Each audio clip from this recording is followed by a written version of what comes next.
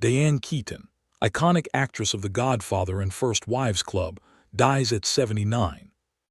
Hollywood mourns the loss of Diane Keaton, the singular screen presence whose mix of vulnerability, wit and style made her one of the most enduring stars of her generation. She died on October 11, 2025, at the age of 79.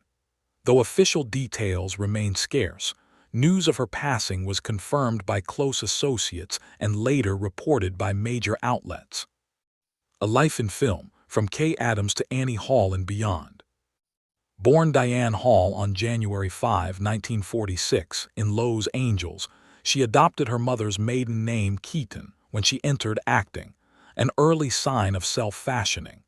Raised as the eldest of 4 children, she discovered early an affinity for performance, singing and acting in school productions. She briefly attended college, then moved to New York to pursue theater. Her film debut came in Lovers and Other Strangers, 1970, but her breakout role was cast by Francis Ford Coppola as Kay Adams, the principled, conflicted wife of Michael Corleone, in The Godfather, 1972. She reprised the role in The Godfather Part II and Part III, intertwining her early legacy with one of cinema's greatest trilogies. But Keaton's career would reach its apex through her work with Woody Allen. Their collaboration yielded Play It Again, Sam, Sleeper, Love and Death, Manhattan, and above all Annie Hall, 1977. In Annie Hall, she imbued the role with a delightful intelligence and idiosyncratic fashion sense, vests, ties, bowler hats, that many consider inseparable from her persona. Her performance earned her the Academy Award for Best Actress. Over a career spanning 5 decades, she showed remarkable versatility. She starred in romantic comedies, Baby Boom, Father of the Bride and sequels, feminist comedies, The First Wives Club, acclaimed dramas, Reds, and later works such as Something's Gotta Give, Book Club, The Family Stone, and Finding Dory. She also ventured behind the camera. Her direction of Hanging Up 2000, starring Meg Ryan and Lisa Kudrow, stands as a testament to her ambition to shape stories as well as act in them. Style, persona, and public identity. A defining facet of Keaton's legacy is her distinctive style. Her on-screen wardrobe in Annie Hall, a blend of menswear, vests, and hats, has been repeatedly cited as an enduring fashion influence.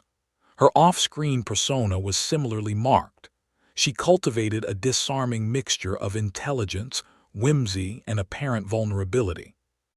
She was also candid in interviews about her insecurities. Keaton admitted she never liked to watch her own films. She spoke openly of struggling with bulimia early in her career, describing it as tied to an overabundant need for more.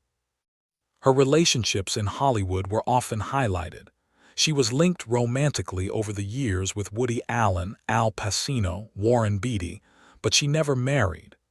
In later years, she adopted 2 children, Dexter in 1996 and Duke in 2001, embracing motherhood on her own terms. In her later life, Keaton also turned to interests beyond acting. She published books on design, memoirs, embraced photography, flirted with real estate projects, and maintained a devoted interest in architecture and the aesthetics of living. Final years, passing, and tributes. In the months preceding her death, Keaton's health reportedly declined very suddenly, though she and her family kept details private. According to People, emergency services responded to her home on the morning of October 11, and she was transported to hospital, where she later died. Her family has asked for privacy in this time. The outpouring of tributes has been vast. Her The First Wives Club co-star Bette Midler mourned. The brilliant, beautiful, extraordinary Diane Keaton has died. What you saw was who she was, oh la la la. Meryl Streep, who worked with her on Marvin's Room, called her our American treasure, indelible singular girl and brilliant artist, adding that her spirit and smile will live on.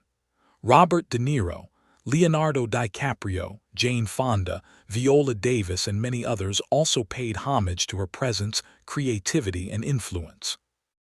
In 2017, Keaton was honored with the American Film Institute's Lifetime Achievement Award, reflecting her status not just as an actor but as a cultural force. Legacy: the Diane Keaton that remains. Diane Keaton's legacy is complex and layered. She was never a conventional leading lady, but she transformed conventions of femininity, style, and narrative presence. Her best roles often felt like extensions of her personality: smart, self-aware, slightly offbeat, indelibly human. Her performances in The Godfather and Annie Hall alone position her in the pantheon of film legends, but the diversity of her later work, comedy, drama, ensemble casts, demonstrates her breadth. Her influence on style, particularly women's fashion that borrows from menswear, is still felt. Above all, she leaves behind a body of work that seems timeless, not merely for its craftsmanship, but because she often played characters who seemed to live and breathe beyond the screen. Her decision to speak about vulnerability, insecurity, identity, and artistry grants her an enduring empathy among audiences. Though Diane Keaton is gone, she lives on in her films, in the styles she inspired, and in the countless performers and filmmakers who cite her as a touchstone. Her departure marks the end of an era, but also the beginning of memorializing a life that reshaped how we see women on screen and beyond.